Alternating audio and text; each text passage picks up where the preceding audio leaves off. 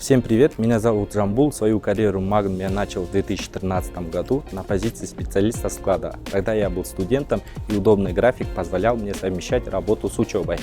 Сейчас я являюсь директором магазина. Думал ли я, что буду занимать такую должность? Конечно, нет. Когда я устраивался на работу, я не думал о карьерном росте в Magnum, я просто искал подработку. Но когда меня повысили до оператора зоны приемки товаров, понял, что в компании ценят мой труд, и я могу достичь большего. Ведь важно работать там, где верят в тебя и уважают усилия каждого. В Magnum я работал и заведующим секцией, и заместителем директора. С каждым повышением росла не только зарплата, но и ответственность. Это вызывало волнение и бывали ошибки.